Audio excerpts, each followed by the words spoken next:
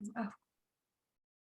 Okay, let me try that again. Welcome everyone. My name is Barbara Mojica. I am the new executive director for NLCUP. I just started August 29th, but I've had 6 years experience in the credit union industry, so I love the industry. I'm also Latina, a DACA recipient, so I'm very familiar with what all ITIN lending really means. It's impacted my life personally, so I'm very, very excited for this.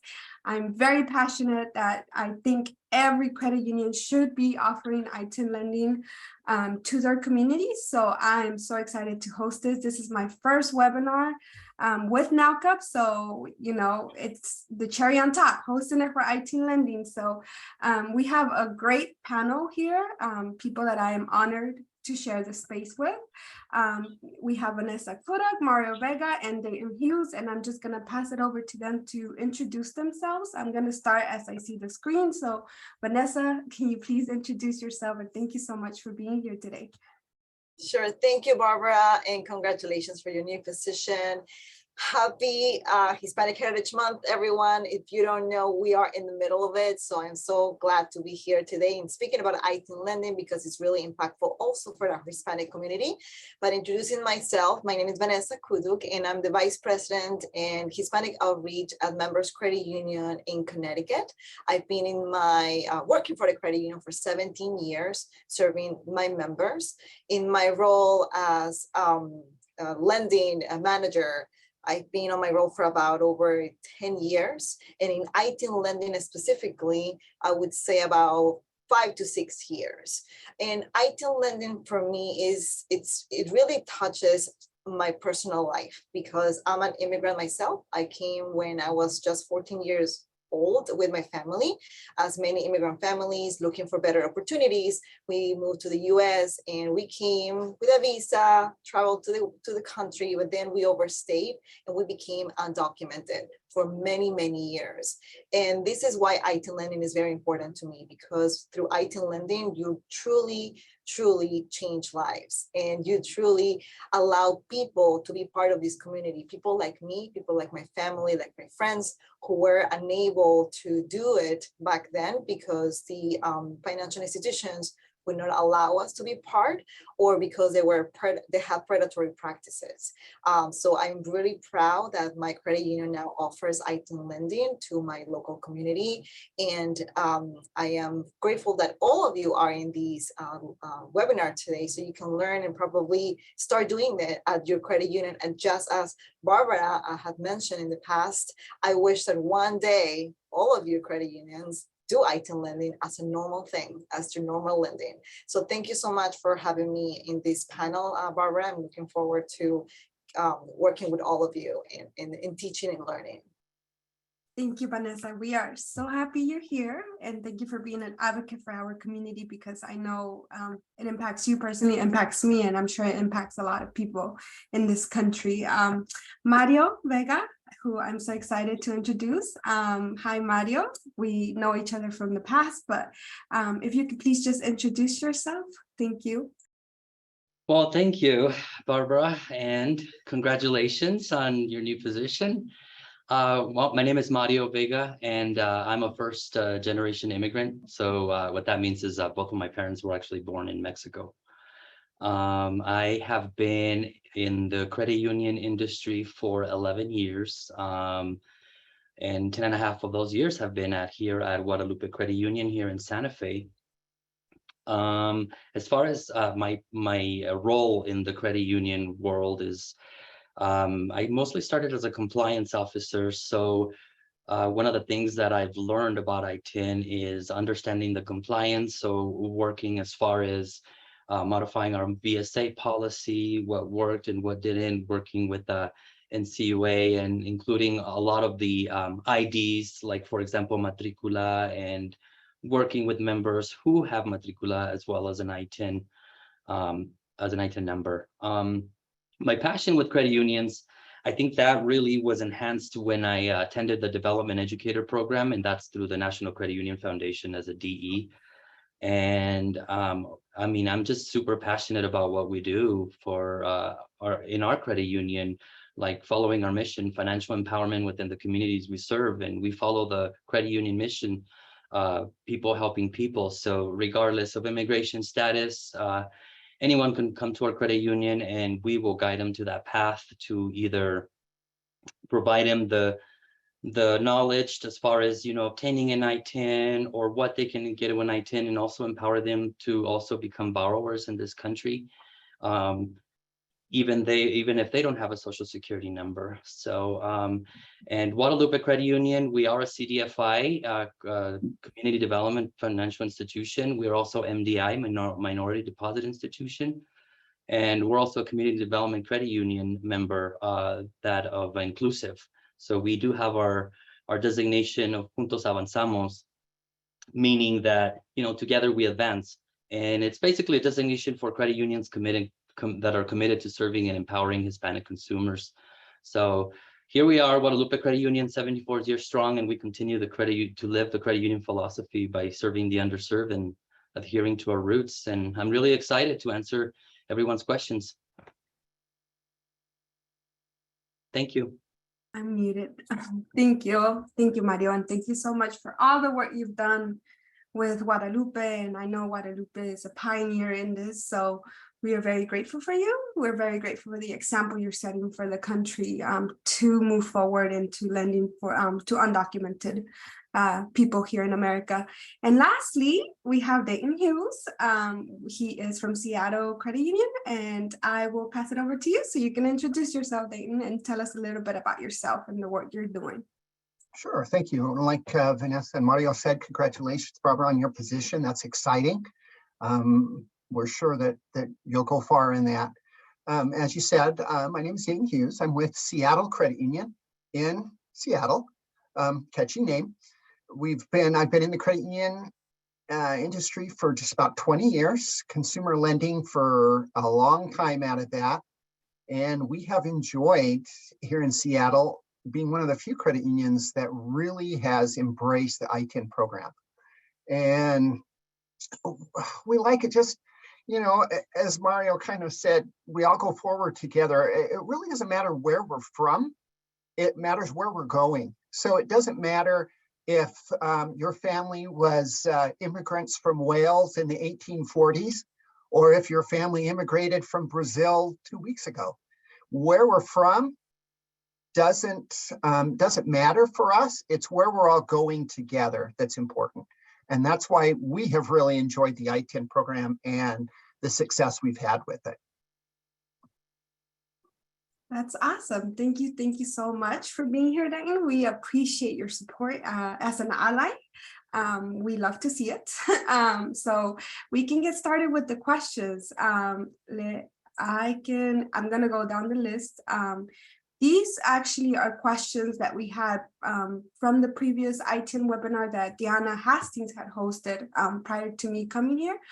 So these are some follow-up questions, but of course, I know the chat's having a little bit of trouble, but if you can email me a question you have in the meantime, you know, we can definitely get the panelists to answer, but these questions are just follow-up questions from the previous webinar we had. So one of the questions someone had, Vanessa, I'm going to go to you because I see you first. Obviously, everybody else is going to get a chance to answer this question. But I love this first question. It says, stay relevant, being seen as a safe, is speaking the same language, walking the DI talk, the majority of loans and loan growth, now ITIN. What other reasons do credit unions need to launch such program? I think this is a very important question because it's just not about DEI. It's, you know, there's other things involved as to why people need to be doing ITIN lending and opening accounts for ITIN holders. So Vanessa, could you please help us answer that question? Sure. I think us as credit unions, we know why we exist, and we know our philosophy, our mission. We know what is the right thing to do. And I think in credit union land, sometimes we lean towards one side of the social mission, what we have, or towards the business. And we have to have a balance between them. We know that in order to thrive as a business too, and as an organization. But I see this in a way that we as credit unions, we know who we are and why we exist. we should do what is the right thing to do. And that's what Mario said before. Helping people is what allows us to be different than any other place and any other financial institution. That's the first idea of our existence and how our community can benefit from us serving them without boundaries. That's the first thing. But if you want to look on the business side, just think about it for a moment. Credit unions are closing. Credit unions are losing membership. If you are not relevant enough to serve your members because of the needs they have, more likely your credit union will be in that same position in the next years. I can tell you a quick story on how for us, ITIN lending changed our credit union as a whole, because back 7 years ago, our numbers, our structure, everything that was running in the credit union was failing. We were losing members. We could have closed if we didn't make a change, but we did it for the right reasons, because again, we go back to our why and why we exist without those boundaries, as Mario and Dayton have mentioned, but also because as the same way that our community needs us, we need our community to be here and keep our roles as credit union serving our community in the right way. But I would say that so if you have people in your credit union, from your board, your managers, your directors, whoever are involved in making these decisions for to know if your credit union is going to do ITIN lending or not, just go back to your roots, go back to the why. And if people involved in as those directors or those managers think more lean towards that business side, just remember too that this is a business anyway. If you have the mission in place and you serve those members the right way, the revenue is going to come anyway, because those are going to be the most loyal members you have. So you have two sides of the story. You have the reasons for us of having these, the human part of it, but also the business side of it. And I think aside from that, I don't see any other reason why you are not doing it. If you're not doing it now, I think that in the next years, you could probably not exist, or you could easily merge with another credit union because you're not being relevant. You're not serving the members that need us. And if you're thinking about ITIN lending just being for the Hispanic community also, that is not true, because you have communities in where you live in your geographic areas that may not be necessarily Hispanics. You have other communities that need you. So if you really believe in what you do and you're genuine and you are a credit union, you should be doing it already. I agree with all of that you said, Vanessa. Thank you for sharing that. Mario, do you have anything to add to that question? Yes, like Vanessa was saying, I think this is something that is very relevant in days, as far as regardless of everyone's position of immigration. This is something that is happening, and we are having different backgrounds, different people from different countries coming into our country, and that is basically an untapped market. For example, we started doing ITIN way back in 2000. That's when the direction that the credit union decided to go into serving the immigrant population. And one of the things that we did see is there was a mission that we had to fulfill, and that was financial empowerment within the communities we serve. And in order to do that, that's when we took the direction to go into the ITIN lending. With that in mind, is with the untapped market, the other thing that we also notice is the excellent loan performance. Speaking business-wise, we did realize that a lot of these members wanting to do the right thing. So with that in mind, is they are paying their loans on time. They're paying basically their loans first, and everything else that they have to take care of the home. And usually most of the reason why they do that is just because they want to do things right in this country.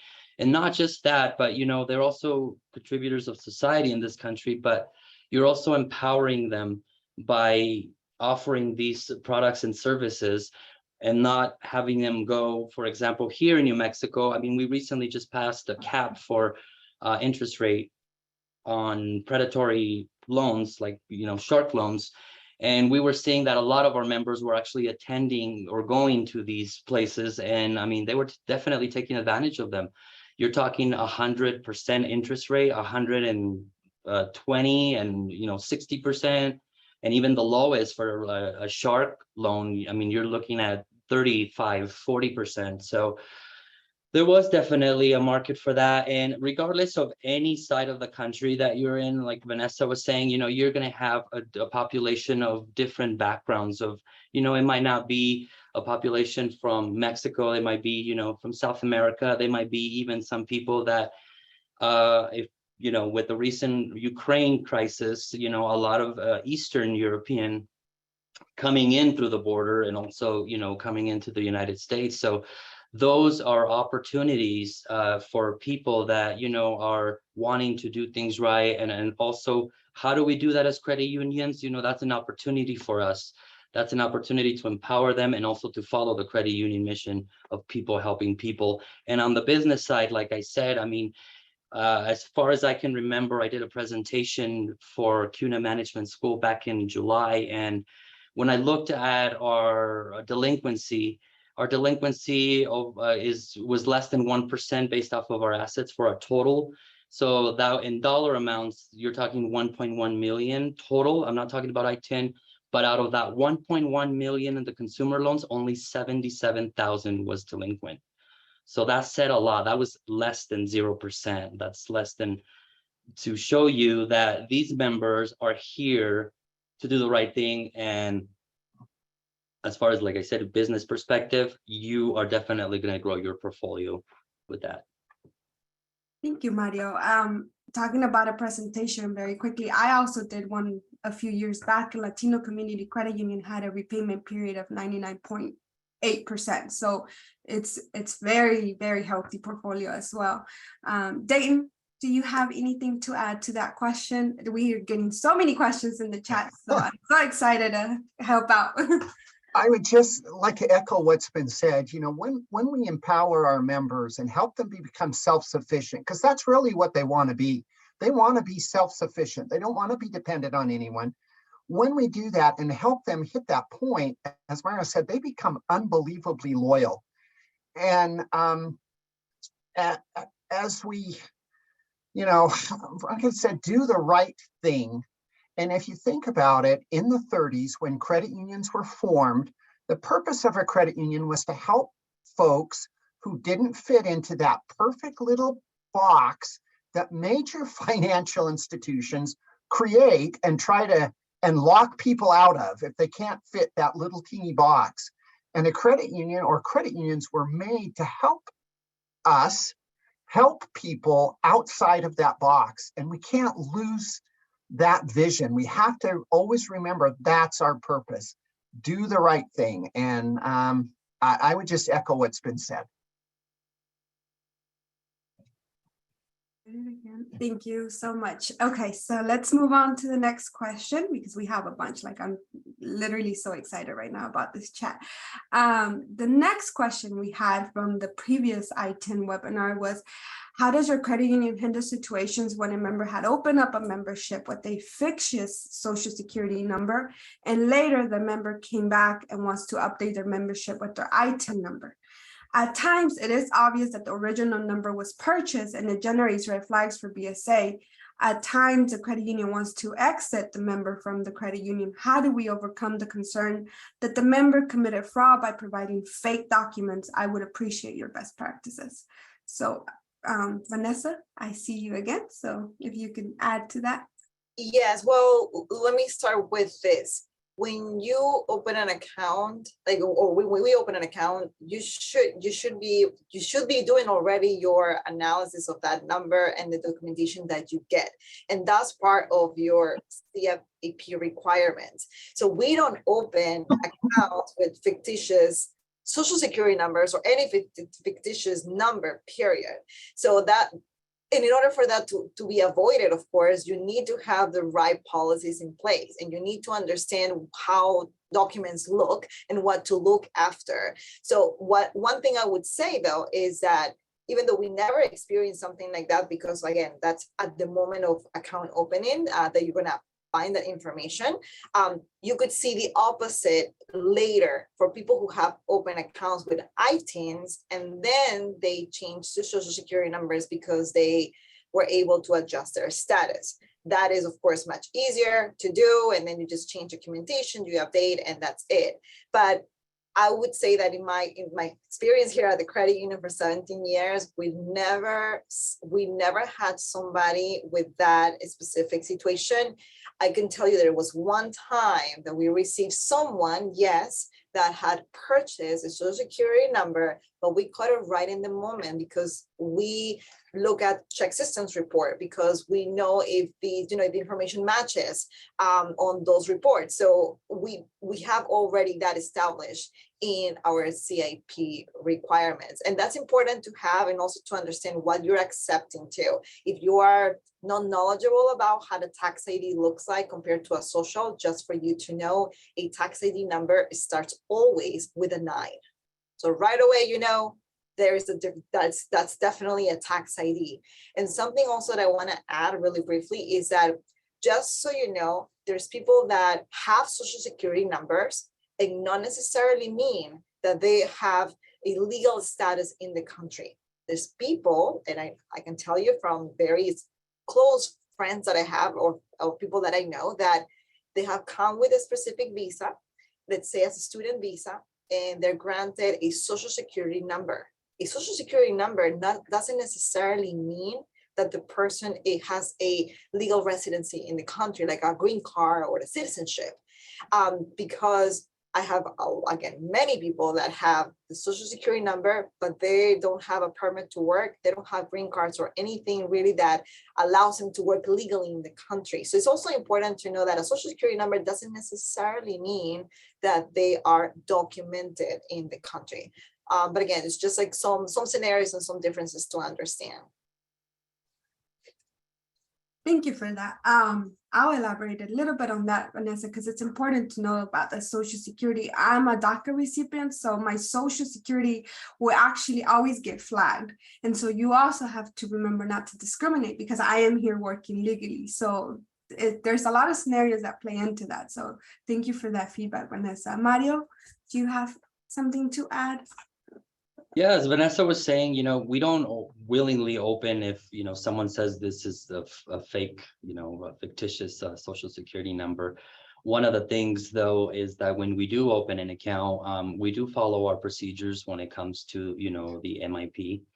And that includes, you know, the check systems and anything that, you know, comes back. So if someone provides us a social security number and it comes with a different name, you know, we do let them know. And most of the time, I mean, they're not committing fraud. So as we know, the way to translate this is the IRS is just basically saying, we know that you don't have a social security number, so here is an ITIN number for you to still pay taxes. So the IRS already knows that. So when we have that conversation with the member, and then, you know, they do tell us, they're like, yeah, that's the number that I'm, you know, that I use for working, because they can't legally work with an ITIN number, but the IRS provides them with an ITIN number to file for taxes. So what we do is we do our standard check systems, and if anything comes back as a different name, or even a credit report, sometimes we do see that where there's a mismatch where it shows a different name or a different person with a different address on the credit report. In that case, we have that conversation with the member. And again, this is all documented in how much of a risk you're willing to take as a credit union. And what we do is we let the member know that being that it's a mismatch, and have that conversation, and we are willing to take the risk, we grant the loan. But the only thing is we just have them sign an affidavit of non-reporting. And what that is just basically saying, we are going to grant you the loan, but you're going to establish credit with us and only with us. And we also empower the member. What you need to do is you need to contact the credit bureaus and let them know that this is your ITIN number. In the beginning, from my experience, when I was in the compliance and risk audit side in my previous role, I contacted the credit bureaus. And one of the things they said was, not Equifax, but I can't remember if it was Experian or TransUnion. And one of the comments that they mentioned was, well, we don't work with ITIN numbers. I know that that has changed because I have seen some articles about TransUnion and Experian being a little more inclusive and including a lot of that. So even though they do establish credit with us, you know, we don't report it. We empower the member to contact the credit bureaus and then let them know that, you know, there is showing a different social with a different person on the credit report, and we don't report it again. So that way, in case this is an actual, you know, social security number that was generated and by accident, it turns out to be someone from, let's say, California, we don't want to take on that risk where this member in California might contact us and say, hey, you know, I don't have a loan with you guys. Why are you guys saying that you guys are reporting the loan with us? So we do take our precautions. We do want to help out our members. So we empower them. We let them know what they need to do. And then we grant the loan as well and let them know that this is something, you know, that they're going to establish credit with us and not necessarily build on their credit report until they get that taken care of as well. And I think as far as with the ITIN is, like Vanessa was saying, is when someone is opening an account, you do know also you have to have that knowledge when you're opening the account. If you see a different number that's not a 9, then you can have those conversations with the member. And I think having that open, honest conversation with the member, also the member will feel empowered and also have that feeling of like, you know, this credit union is really taking me under their arm. So they really want to help me out instead of just kind of dismissing it. Perfect. Judgment-free zone, right? Dayton, do you have anything to add? Just the same as what Vanessa and Mario said, we are pretty tight in our verification when we start. So I actually went back over the last couple of years. We have not had a single one that cleared our verification beginning that ended up where they used a different social security number. So I think as long as you have good procedures and you follow them when you're verifying that member in front of you, you're going to be okay. Perfect. And so don't get yourself out of speaker. I'll go ahead and ask you this question, Dayton, because you came to lending like 6 months ago with the ITIN. So can you talk about how you use non-traditional credit? How do you handle document cash in hand with ITIN holders? That's one of the questions. So the cash in hand and stuff, that would be more of a branch level. So I can just kind of share with you what we do in lending. So when we originally started, we had kind of lower limits for our ITIN customers and members as we started and we came in, and because we just weren't sure, you know, how that was going to work. And as we discussed, these folks ended up being unbelievably loyal to the credit union because they realized that the credit union was willing to take a chance on them. And it brings this loyalty along. And like I think as Mario said, they'll pay the credit union first before they pay almost anything else. And so within the last couple of years, we just cut all limits off of our ITIN members, and they have the same lending limits, visa limits that a regular Social Security driven loan would be. And you have to remember the purpose of a Social Security number is really just taxes. And so with the Social Security number, an ITIN number, we use them as verification. But when they originally came out, they said you really shouldn't use them for verification because they're just for taxes. But we do. And we have found that, as I've said before, people who are here, they want something better for their families than where they've been. And as a parent, I know myself, I always wanted more for my children than what I ever had. And I think that's a parental normal. And these folks, they want the same thing. They want to be self-sufficient. They want to, they want to have a home. They want to drive a nice car. If they want to hop on a cruise ship in Seattle and go to Alaska for a week, they want to be able to do that. And this is the opportunity that we give them to help them reach their financial dreams, because that's what we're really talking about, is people's dreams. And we have the opportunity through the ITIN program to make that happen. Perfect. And just a quick question for you again, and because we're already on this topic, somebody on the chat said, please just clarify if ITIN loans are reported to the credit bureau. So that's. We do. We have had the same problem that Mario has stated. The credit bureaus aren't always super willing to maintain and keep that credit on someone's bureau. So we have a lot of ITIN members who are repeat borrowers. So they got a visa with us maybe 2 years ago, and now they're in buying a new car. And we pull up their credit report and there's nothing on it, although we know darn well they have this and this because they have it with us. So we report everything that we do for ITIN. That doesn't mean that everything that we report is maintained and kept on a credit report agency. And we know, it's hard to figure those out. Sometimes I think it would be easier to storm Buckingham Palace and sit on the king's throne than to actually figure out how a credit report is calculated and how they monitor that. So we always report it, but it's not always there. Long story short, sorry about that answer. No, you're fine. Does anybody on the panel have anything else to add before we move to the next? Okay, Mario, go ahead. Yes, so I wanted to also add there. So one of the things is to satisfy our we had an experience with examiners. This was about a few years ago, maybe 4 or 5 years ago. And one of the things they said is they're like, well, are you doing anything about those with the mismatch? Are you granting the loan? And one of the things that, we did say is like, yeah, we granted the loan, we took on the risk and they're okay with that. But what did you do to mitigate that risk? Or what did you do? Well, to make examiners happy, what did we do? One of the recommendations that we're saying, and they're like, well, you have to file a SAR if there is a mismatch on their credit report. So we started doing that. And like I mentioned before, in my previous role, compliance, risk, and audit, I used to attend quarterly meetings in Albuquerque for FBI.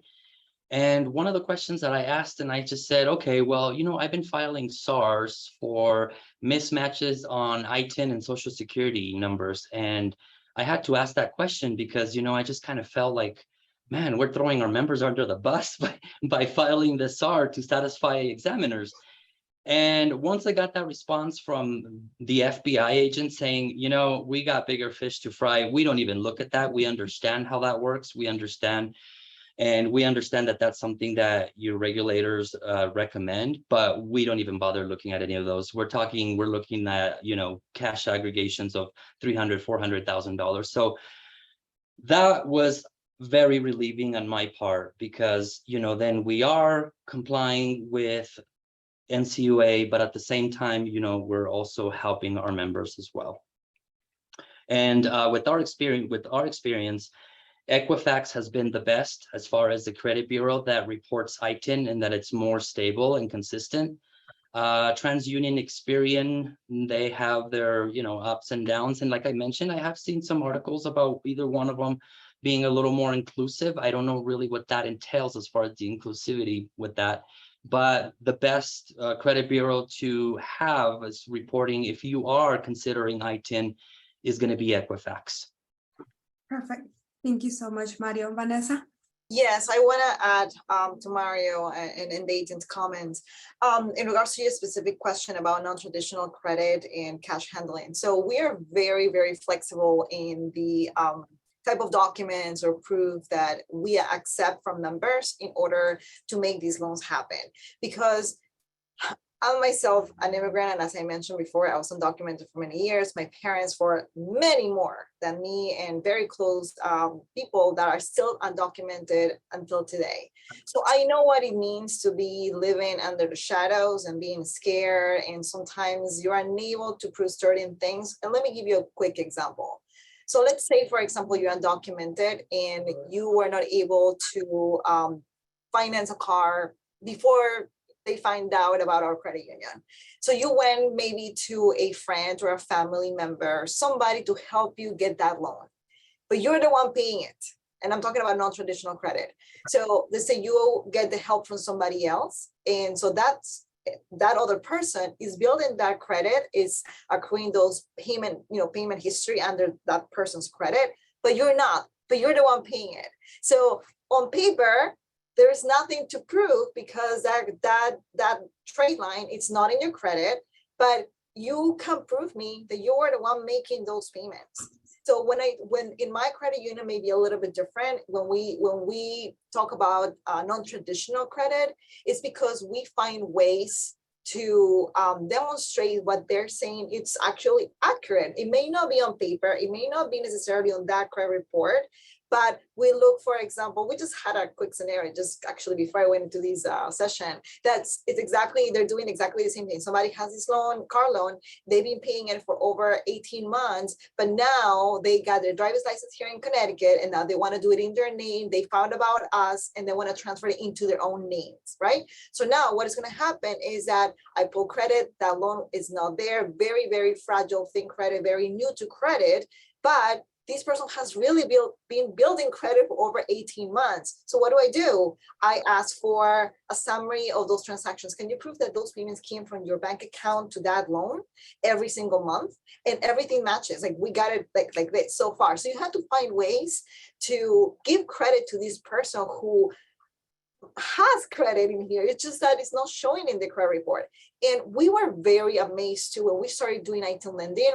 The idea before doing ITIN lending was that ITIN members probably are not going to have credit or a lot of credit. We were shocked. A lot of them have perfect credit, amazing credit. They have built it. Some of them are new to it, yes, because they resourced it in other people to help them. But everybody's different, right? So one thing that I say about non-traditional credit and how to find a way to make this loan happen is that allow, creativity, is that how you say it in English? Creativity, to find a way to make this happen, because this person more likely has been making payments in other ways, but not necessarily it's in their credit report. Something too that we base it on, it could be on rental payments. We can do it like we can check utility bill payments. We can check something called in Spanish called juntas, which is like when people get together and they save together and everybody gets a turn. Every single week, they're paying like $200, $400 a week for these juntas because they're going to get the money, to them, depending on the number that they get. I'm sure, Barbara, you understand what I'm talking about, Mario. These juntas is very common in the Latino community. So they're very consistent in making payments, but those kind of things are not going to show in the credit report. And something too that we noticed, yes, about credit is that we used to use Experian, and Experian gave us sometimes a full credit report with everything, sometimes not. So then what we did is that we incorporated using Equifax. So now for Social Security numbers, we use just Experian. And for tax IDs, we use Experian and Equifax, because sometimes in Experian, you may find, let's say, 5 trade lines.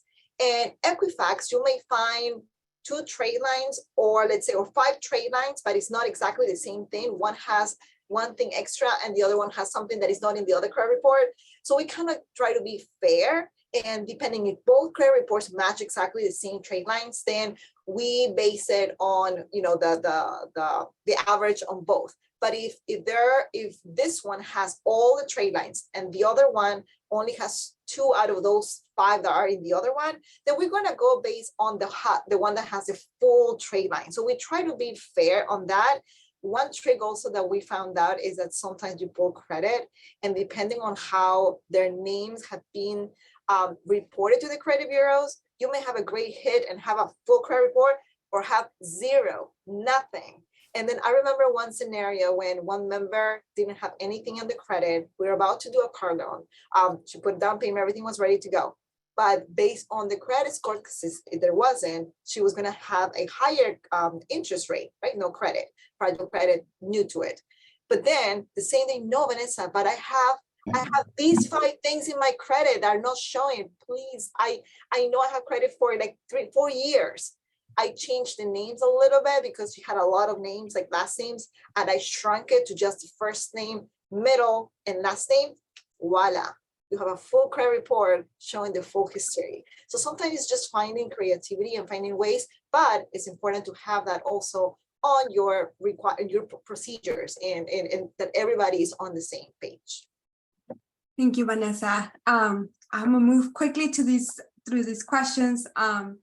I know somebody in the chat said, it ends at 3. This webinar was set up for 1 hour and 30 minutes. So, and obviously, if we don't get through these questions, I know Vanessa, Mario, and Dayton are willing to do another webinar. So don't worry, the resource will be coming. So I will ask the next question, which we already touched a bit on, but I just want you guys to reiterate your response a bit, just because it was on the chat.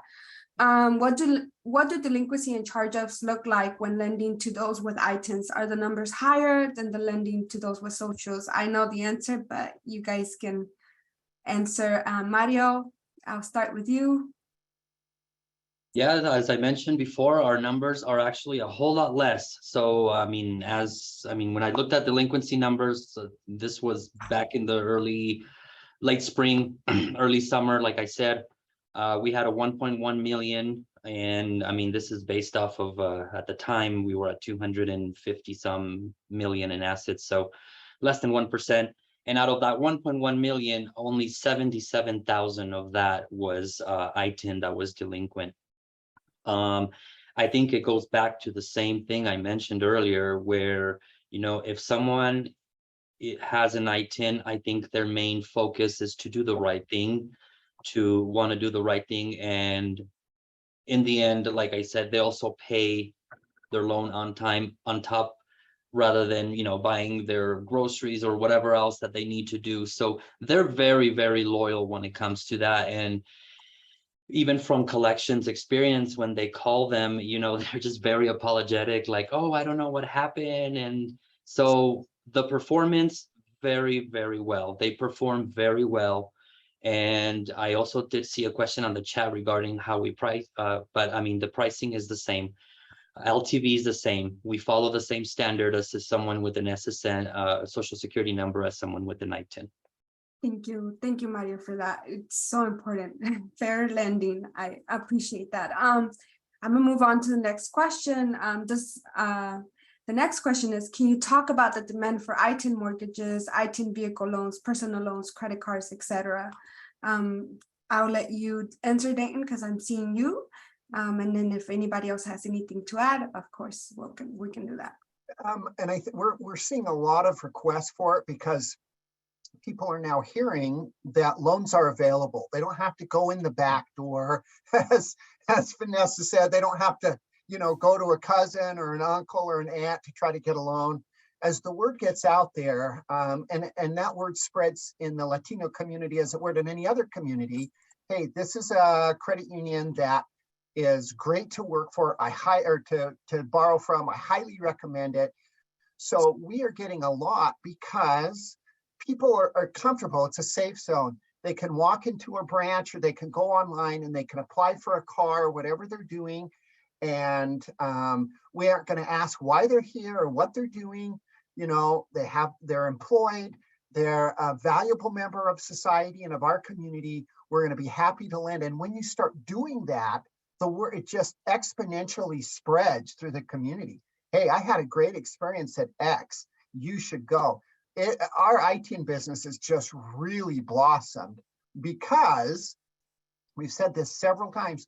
You just do the right thing. You need to do the right thing for your members and for people in your community. And when you do that, it pays off. What goes around comes around. If you give out, you go the extra mile, and you push it forward, it's going to come back to you. Thank you, Dayton. Does anybody have anything to add before I move to the next question? I just want to say a comment that I put in the answering actually that question is that about 3 months ago, we had a report that shows that 56% of our loans was coming from ITINs on that specific month.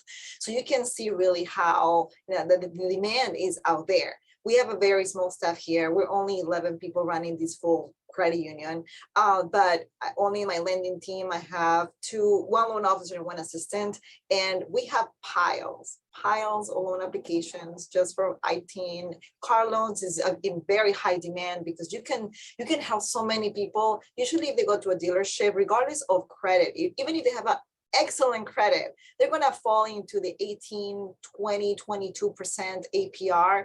When you transfer it over to you, of course, they hear about it. the word spreads and they send more people. So because you're gonna be fair about interest rates, right? Same as with Mario and with Dayton, you have to price it just like anybody else with a social security number. So it's important that you have to be fair on that, and that's what we do. Our demand for mortgages, we don't do first mortgages, but something that we do is refinance first mortgages to a home equity product, which is fixed, a second mortgage. But the amount of money we have saved our members in finance charges is huge. Every single month we're getting more and more in the Latino and the Portuguese community as well in our area. And I can tell you, just one loan that usually an ITIN person with a mortgage will be maybe in the before it was between 6.5, 7.5, now it's between 8 and 9% because of the rate increases. You can transfer it over to now what, like 5% and change, because you're not gonna charge them a higher rate because they're a tax ID. So the finance charges that you save this person is huge. You are making a true difference in their lives. So yes, the demand is out there. Thank you. Mario, anything to add to that? Yeah, the demand for vehicles, I mean, it's like Vanessa was saying, it's actually very high. I mean, our members, regardless of, immigration status, they got to get from point A to point B. So that's probably our biggest demand for with ITIN. And I also did see on the chat as far as, for mortgages, and we also do mortgages for ITIN members. And I think one of the things that has worked for us as well is we create partnerships with other nonprofits for first-time home buyers here in Santa Fe. So for example, if the member has an ITIN, they get referred to us, and then, we are the ones that help them out with that loan. So the key is also establishing those community partnerships with those advocates that are willing to assist those with ITIN, for first-time home buyers.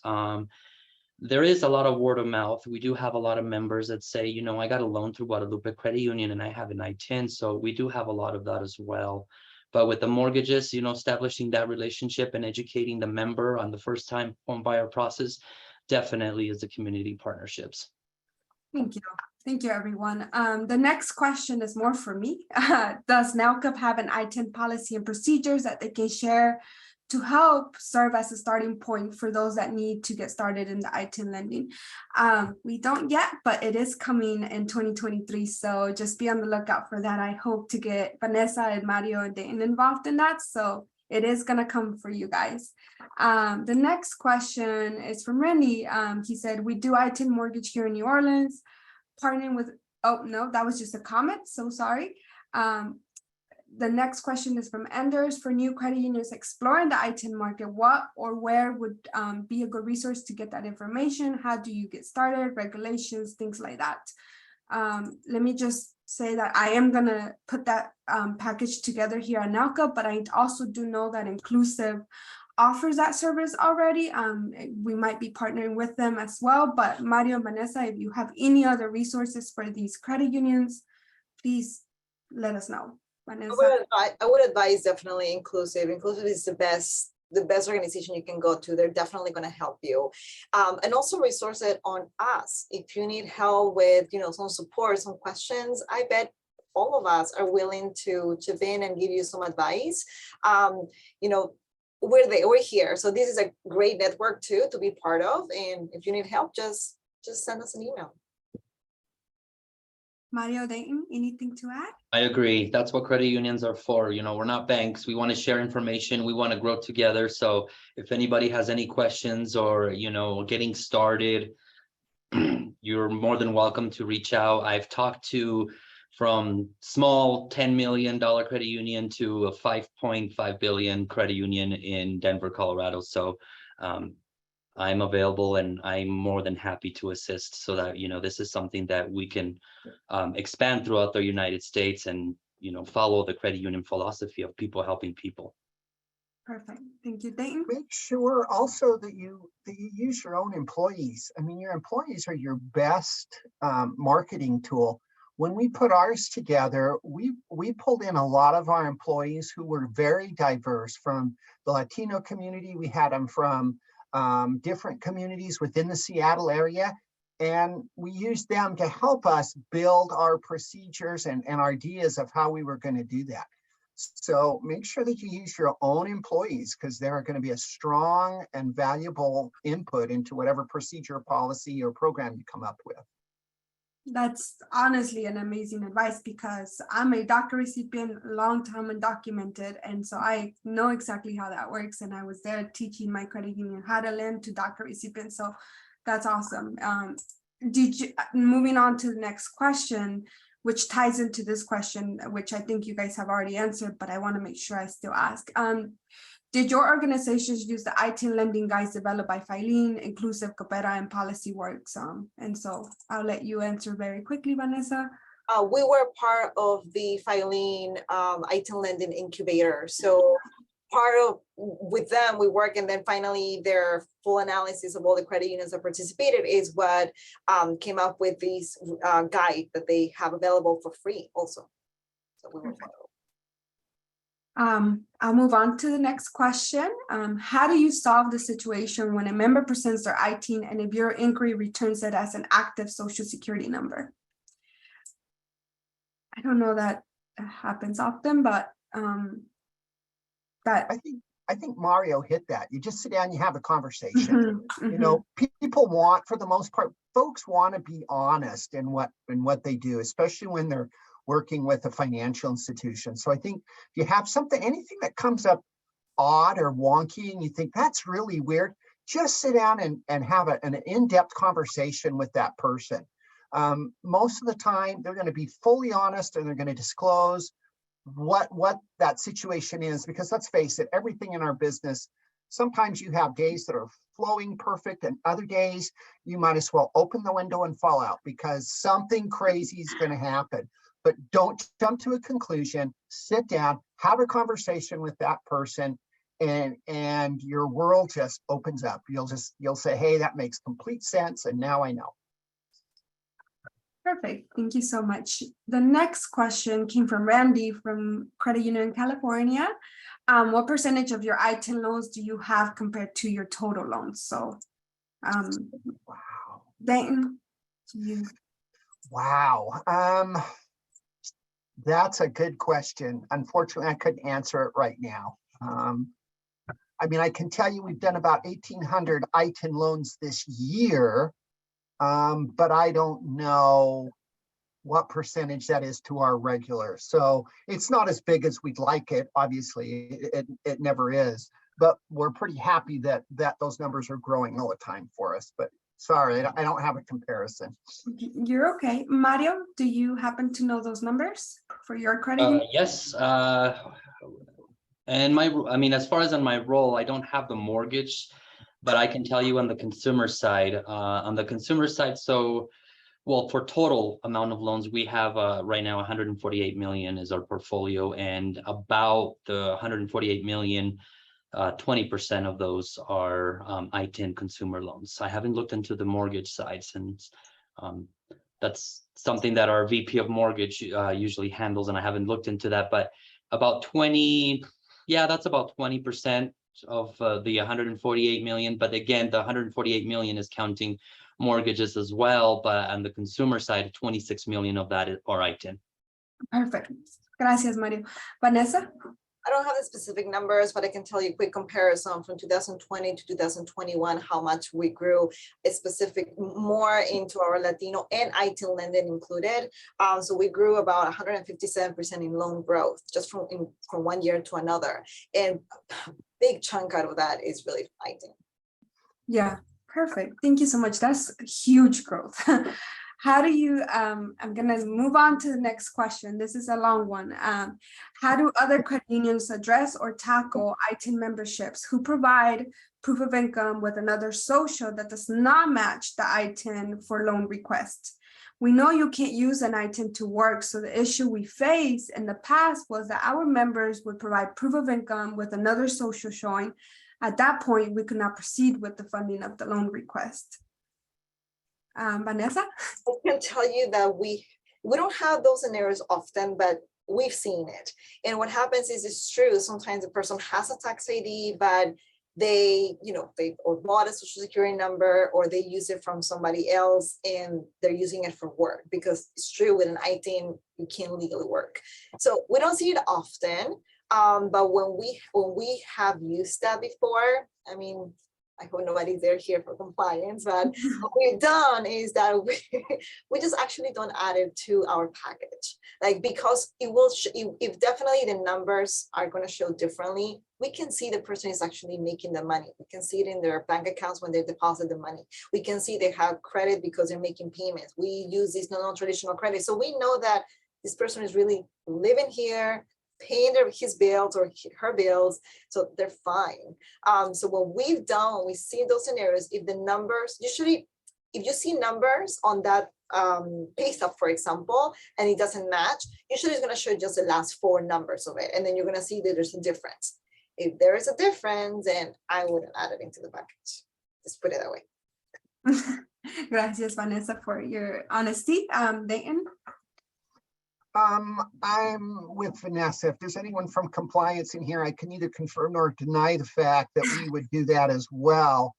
And it's the same. You can, this person, you've got proof that this person is working, that they're going to work every day and they're doing what they say they're going to do.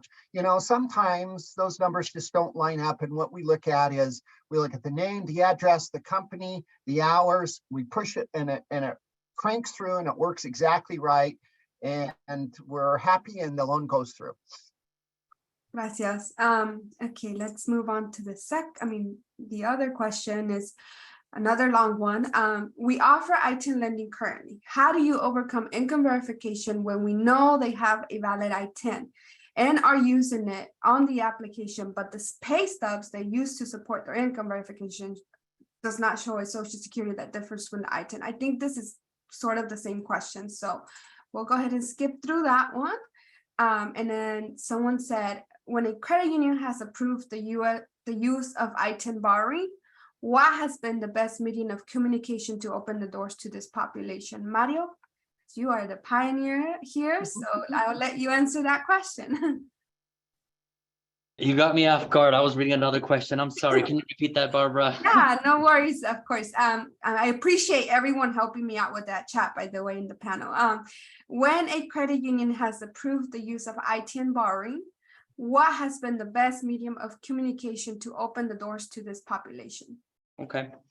Well, I mentioned that, and a lot of word of mouth. So I think we actually might be the only institution here in Santa Fe. I mean, Santa Fe is a small community. I mean, we're about a little over 100 if you're talking about the Santa Fe metro area.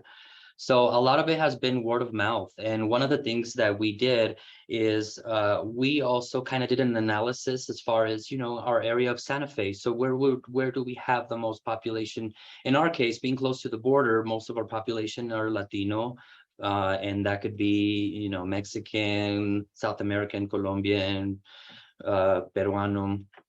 And we started with a small strip mall branch, and we kind of outgrew that. And what happened with that is a lot of our members were like, yeah, I went to Guadalupe Credit Union and opened an account, because they were able to open an account for me with an ITIN. They were able to also giving me a loan. And a lot of it has been word of mouth when it comes to that. Once we started to expand that and our members knew what we did, that's when our outreach kicked in. And then we also got involved in advocates, immigrant advocates.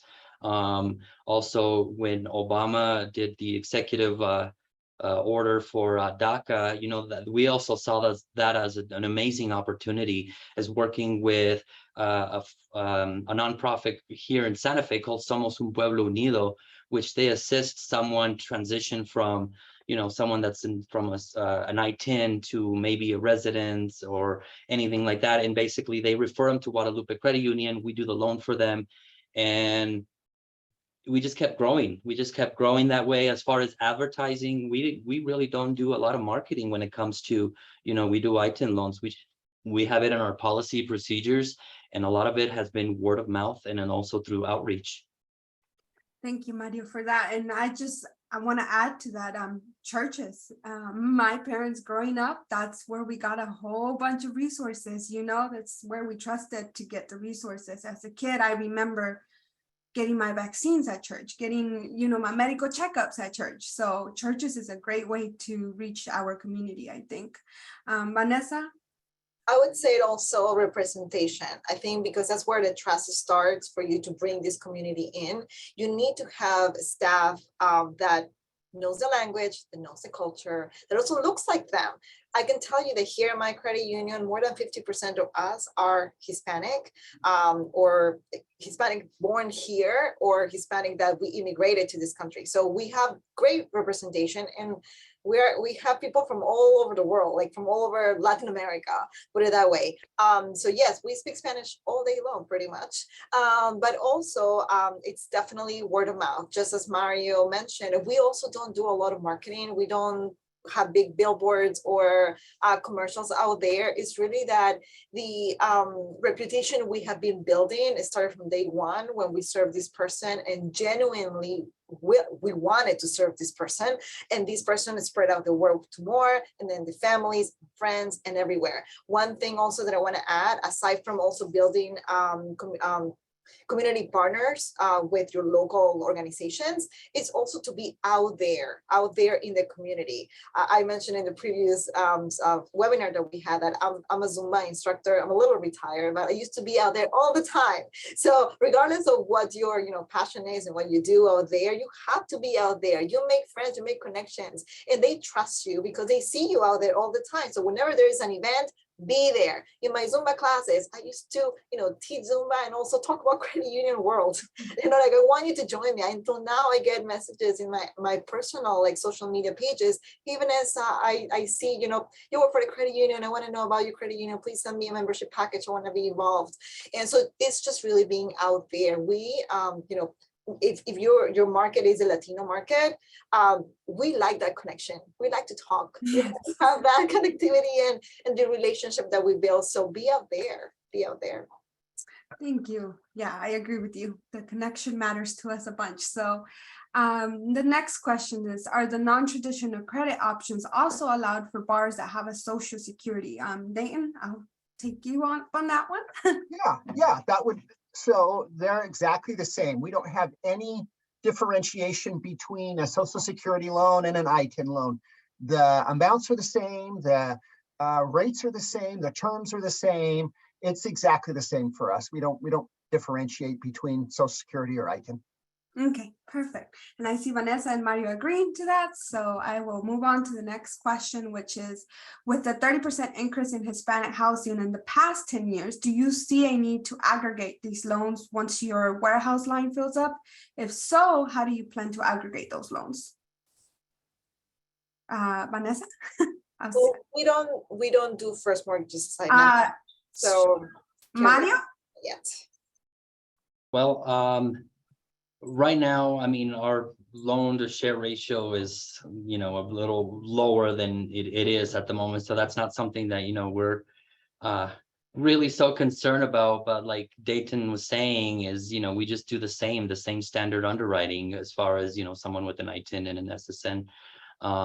The other thing is, I mean, we have, as we're growing, looked into, are there any other out there partnerships that we can sell these loans to, and that's not something that is available at the moment. I have heard something about inclusive in the works, and I'm not sure, don't quote me on that, but I have heard something like that, and I know that it is possibly in the works, because not many right now are won't buy ITIN loans. So I mean, even in the secondary market, there's a lot of restrictions. And one of those restrictions is ITIN loans. Thank you, Mario. Vanessa, do you have something? I just wanted to mention that even though we don't do first mortgages, I can tell you that as of now, we're over 90% lent out, and just in all our consumer loans in general. So I just see, doing first mortgages in our plans for maybe next year. So yes, if we were in that position, I can't wait actually to be there. But right now, just in our consumer lending, we're over 90% lent out. Okay, Perfect. So the next question is, does anyone know if we can sell ITIN mortgages to FHLB? Dayton? I do not know that one. No.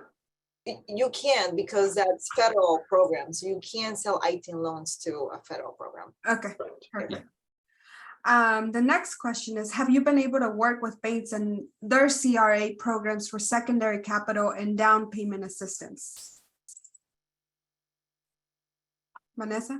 As I mentioned, we don't do first mortgages, but I'm aware that you wouldn't be able to, because those programs are federally funded. So you will not be able to work unless there are private programs, like private donors that have these, programs available in your local community, but otherwise you wouldn't be able to do any with them. Okay, perfect. And then do you file backup withholdings when opening accounts for member with ITINs, Mario? Yes, we do.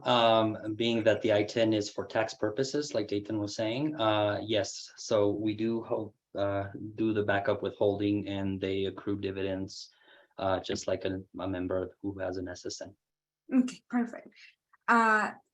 Another, Vanessa? No, I was just saying, yes, we do the same. We ask Okay. that's a question actually in the account card for our new members. If they are, if they're subject to backup withholding or if they're not. So they have to answer, and they accrue dividends just as any other person. Okay, perfect. So the next question I have here is, we are at the very early stages of launching our ITIN lending program, and was curious to know, since many ITIN holders in our area are underbanked and will be new members to the credit union, how conservative lending parameters were when everybody started, and then how are they now, and how have you expanded that over time? Such a great question. Dayton, I'll let you I take think that. the first answer is don't be scared to do it. Just pull your boots up and just wade out there and enjoy that river.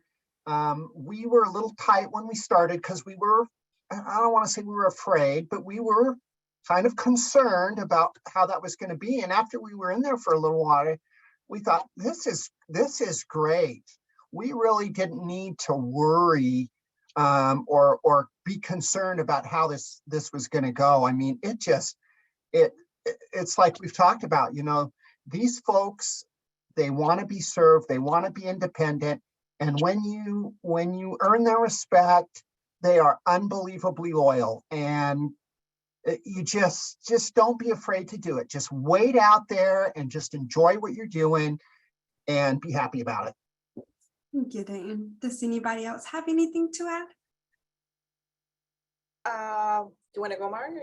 Okay, Go no, ahead. up to you.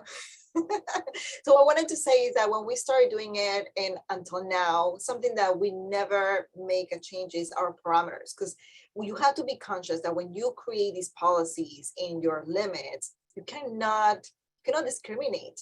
For one, for one type of number, you're going to do this amount of, like, the maximum on this, and a social security number, because you can get in trouble for that too. So just be careful. Don't do that. You have to be fair, equal for everyone. So same thing as Dayton, as the very beginning, it was new to us, right? So we were not afraid because we went, full in, but we were testing it to see how we were going to examine documentation, how these loans were going to be structured and all that, but the limits were the same. Now it's like a bread and butter for us every day. So no, don't feel afraid of doing them. Mario? And make sure you're flexible too. It's like Vanessa said, you walk in, you think, this is how we're going to do it. And you get in there and you think, this is the stupidest idea we've ever had. We need to immediately make some changes. And you just want to be super flexible, and you just work at it and you think, this works great for us, and we're going to run down it and make sure you're in compliance and everything. But just make sure that you're flexible. Don't go in so stiff that you make any changes on the fly or do anything different than what you originally thought you were going to do. Thank you, Dayton. Mario, do you have? I agree with everyone as far as the parameters. I mean, definitely you want to, when we started it, we didn't have any specific parameters that were different on ITIN. And like Vanessa was saying, you want to be careful that, you know, you are providing the same to everyone and you're not violating any fair lending. But one of the things is, you know, that I know that we're doing a good job in is my CEO, Winona Nava. I mean, she's asked to speak at NCUA conferences about ITIN and promoting DEI. So, I mean, the fact that even NCUA as a regulator is asking her to go speak about ITIN, I mean, that says a lot. So we are doing something right. We were also part of assisting Coopera and all the different, it was part of the ITIN implementation guide that was created by Inclusive with, I believe it was a mixture of Coopera and I can't think of the other right now, Inclusive Policy Works and Filene, there we go. And we were also part of that. I mean, the fact that we were also, you know, able to discuss some of the parameters and what we did, and basically there were no parameters, just saying that we do everything the same. So that says that, you know, we are doing the right thing, because like I said, we started way early in the early 2000s. Yeah, thank you, Mario. I have another question in the chat that just came in. Do you have the member fill out the W8BEN form at the time of opening an account, or does the financial institution fill that form out for the member? Vanessa? We don't use that form, and actually when we did some research about that form, maybe Mario, you can help me with that too, since you know more about compliance, but here internally, when we, you know, wanted to know exactly that what that was about, it didn't apply to our ITIN members. It applied to foreign organizations. So you, in the way that we do it, we don't, that form doesn't exist for us. We don't complete it at all. Mario? I agree with Vanessa on that. This form does not apply to ITIN. This is more for, you know, the foreign organizations as well. So we don't do anything with this form. Perfect, thank you. There's another question. If we provide loan liner documents in Spanish, are we legally required to offer those in other languages? And what are the issues with that? Dayton? I'm not a lawyer, so first of all, I have not graduated from the University of Law, but technically the United States actually does not have an official language. English is the most used language, but it's not official. So anytime that you provide documents in any language, it's actually a courtesy and a service you're providing to your members. So if my credit union was in a heavily Filipino area of Seattle and we offered our loan documents in Tagalog, I would not be required to offer them in Russian, German, Portuguese, or Spanish as well. So it's a service that we're offering. And so that's another thing about your ITIN program is if you're serving the Latino community, you need to make sure that you have documents as a courtesy that they can read and understand, and not that you're going to read them in English copy. They need to have a copy in the language. If you're going to talk the talk and walk the walk, then you better do it. And that's, you know, I'm saying that because my Spanish is horrific. So I make sure that people who are on my team speak excellent Spanish, and our documents are all in Spanish. And you need to make sure that your documents fit your membership that you're serving. Thank you. It was so important. I mean, you don't know how much translating I had to do for my parents because nobody would have offered them documents in Spanish. So important to offer that in Spanish. Let me move on to the next question in the chat. When approving ITIN consumer loans, is it your practice to collect ITIN letters from the IRS to verify an ITIN when the ITIN was issued to them?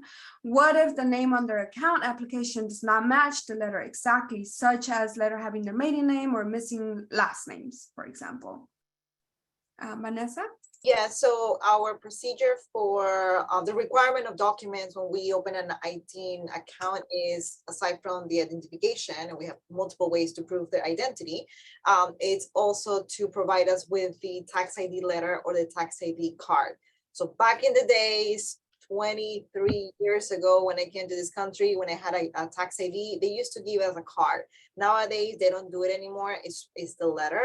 So we make sure that it's part of the account card package, that it's, you know, there for BSA, for audit, for, you know, to be there in our records. But it's really, that's it. We see differences, yes, on the tax ID letter, a lot of times compared to, let's say, the driver's license or ID that they provide. Passport usually will not differ much from the tax ID letter. Why? Because when you obtain a tax ID letter, usually the tax ID number, usually you have to provide your passport. So they try to match most of your information or all your information to the tax ID that they're giving you. But you may see some differences from a tax ID number, how your name is showing compared to a driver's license, because in Connecticut, we allow undocumented people to have driver's licenses here. So they have to provide certain type of documentations, and sometimes the representatives at DMV don't really pay attention to their names and they make mistakes. But that's really easy compare, because you look at the tax ID, you look at other documentation they have, more likely the names, something is going to match. And also you run the check systems, you run all these reports and you're good. But we base it, when we open an account, we base it on the full number stated on the tax ID letter, because for tax purposes, when we are, or they're earning these dividends, if they earn more than $10 and we provide, you know, at the end of the year, the 1099 form for them to report it, then it needs to match the information of that tax ID. So that's what we do, but we require it. Thank you, Vanessa. And Mario, this is a follow-up to that question. Do you use a specific website to verify that that foreign ID driver's license is real, or even the matrícula consular? We don't. Basically, there are guides out there that provide, for example, you know, how to read certain IDs. So we do have those as well, and each of our branches do have those as well. They do show the different matricula, you know, the security features and what to look into those. So as far as our training goes, that is something that, you know, we provide in our training for our MSRs when they are opening an account, especially for those who are opening accounts, so that they're able to read these. And I mean, it's pretty hard to, you know, make those fake or, and basically a matricula is just it's issued by the consulate of the country in the United States. So it's not an ID. A lot of people think that it's issued in the country that the member is from, but no, it's basically issued by the consulate from that country. And there are so many security features on it that book will tell you, and that's usually what we follow, and also the training that we provide to our MSRs. And this is a question for myself, just for future. Where can people obtain that book that you're talking about? That I'm not sure, actually, because that's something our operations manager, but I know that it's, I'd have to follow up with that to, you know, to give you a, yeah, there is a guide. We had it before in well, I don't have it here in my office, it's in the other office, but it's a book, like just what Mario says, like it's a guide. But you just Google it, actually simply Google it, and you're gonna find that they're out there. You buy them, and it's really simple. And then yes, you train your whole staff to know what documents, you know, to look for, what features to look on those documents. Perfect. Moving on to the next question. We have 2 more to go, guys. Thank you so much for your participation. But interested in finding info on required identification. And is there a process to confirm the bar can stay in this country for a time period? Can I answer that question? Yeah. But let me say this. So just so you know, and it's a little complex, because when you're an ITIN person, it means you are already undocumented in this country. It means that you don't have the knowledge of when you're going to go back. So you're legally don't have really a timeline until you're going to be here. You may go on your own and never come back because you will not be allowed, or you can be deported. I mean, if that ever happens, right? And then you can't come back. So really, you can't prove with an ITIN until when they're able to stay, because you're already undocumented. You're already, and I hate to use this word, but illegally in this country. Like, you can't stay legally here. So you will not be able to prove that. You need to really put in your policies and concentrate units to make sure that you prove the identity of this person. And then if you're going to be doing a loan, to provide the right documentation within your policies that you to allow you to do that loan. That's really, but you will not be able to do to answer that question specifically. Thank you, Vanessa. There's one last question here. Is there anything being done in the PMI industry to offer PMI to individuals with ITIN? Dayton? That I'm not sure. Okay, Mario, maybe you have some insight for that.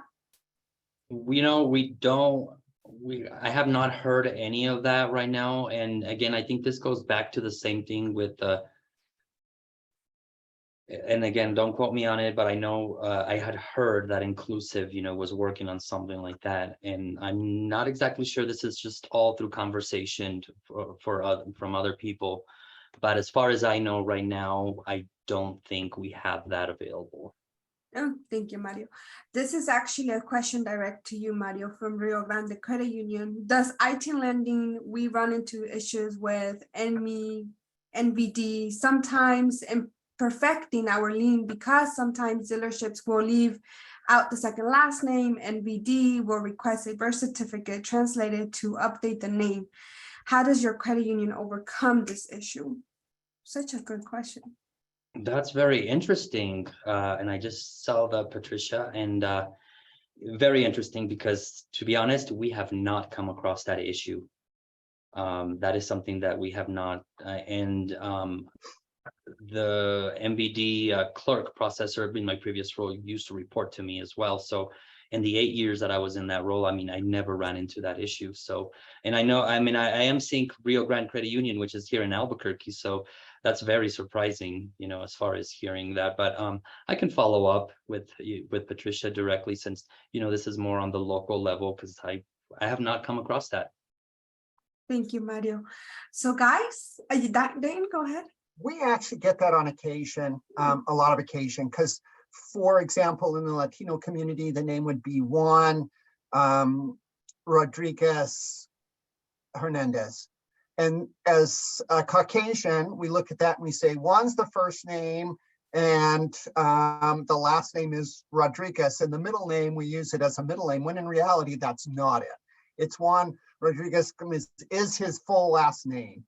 And we had that problem on occasion. It just took some education on our part to learn that is something different than what we're used to seeing. And there's another thing, you're going to make some mistakes because we're all from different backgrounds. We have different histories. We have different things. We're going to come in and you're going to make some mistakes. And if that happens, you just immediately apologize. You learn from that, and you move on in that sphere, and you just get to where you become, I hate to use the term friends, but that's really what you do. You become friends with these people because I understand a lot about your culture, you understand about mine. That makes us work better together. So the other thing I would say is if you make a mistake, just own up to it immediately and correct it. And you'll build that trust. You're right. Barbara, I also wanted to add on that. And I'm not sure if Rio Grande also does indirect lending with the dealerships, because that's something that we don't do. We have our dealer relations officer, which she is the one that handles all of the dealership loans and deals. And then she does the underwriting and determines if the loan is approved or not. But maybe this is something more if they are, Patricia, if you are doing indirect lending, to have those conversations with those dealers and then just let them know and educate them about that second last name. Because we have seen issues with NVD where, a member is married and then they're asking for this. Or if they use the name differently, then we use I believe there's a form affidavit of the same name or something in that name. But I think a lot of it is, educating those dealers, if you are working in an indirect dealer relationship, as far as for them to include that second last name, and letting them know that that's actually a second last name, and like Dayton was saying, not a middle name. Thank you, Mario. Thank you for that. We did get through all the questions, guys. So this was very helpful. Audience, if you guys have any more questions, please feel free to put them in the chat, and we'll give you guys about 2 minutes to put them in. If not, this concludes our second ITIN webinar through NLCUP. We will have this again. I think these are very helpful for the community inside the credit union industry. So please invite anyone that you think may benefit from this. I just want to give a huge shout out to our panelists, Vanessa, Mario, Dayton. Personally, I want to thank you all for all the work you're doing for our community. My parents are still affected by it. I'm still affected by it, you know, so, and for the audience, I'm sure that if you look around and you look at your friends, you look at your network, someone is being affected by lending practices today due to being undocumented in this country. And for a lot of us, it's not a choice to be undocumented. So, please be mindful, keep advocating, keep pushing your credit unions to become ITIN lenders. It is the right thing to do, and that's what credit unions really stand for. So if you guys don't have anything else, I will give, oh, well, I think we may have one more question. Oh no, it's just everybody thanking us. So thank you so much, guys. Vanessa, Mario, Dane, do you guys have anything else to add? I just want to thanks for this invitation. It was great to be here, and I really look forward for more webinars like this. And if you need any help, just shoot me an email. And Yes. Mario, Dayton? I don't have anything else, but Barbara, thank you for hosting us, and this is great, providing knowledge and financial empowerment within credit unions in our country. So this is great, and like Vanessa was saying, hopefully we have another webinar and we can answer more of those questions, and we evolve as time goes. Yeah, thank you so much, Dayton. Yep, thank you, Barbara. Just every change starts with one person. So everybody out there, if you don't have ITIN lending, you be the one person that gets that ball rolling at your credit union and get it started. And it might take you a while to do it, but the benefits in the end are uncalculatable. You'll just really find a segment of society where you can do the right thing, and actually we can serve each other again. And this is that opportunity. So be brave and be the voice for a new product at your credit union. Thank you so much, guys. And I do see a few comments about getting contact information for our panelists. If it is okay with the panelists, I would add their contact info on the NLCUP website. So just visit that tomorrow and it should be uploaded. Also, really follow us on LinkedIn. That's probably the best way to communicate and getting everybody in touch. I at NLCUP post often. So I know we have Mario and Vanessa's contact on there as well already. So Dayton, I just need to add you on LinkedIn, and I can get everybody's information out to everyone that's requesting it. But I do appreciate everyone's time. I hope you guys have an amazing weekend. If you're up in the South, stay safe with this storm, and I will see you guys soon. Thank you, everyone. bye. Bye. Thank you, everyone. Bye-bye. Bye.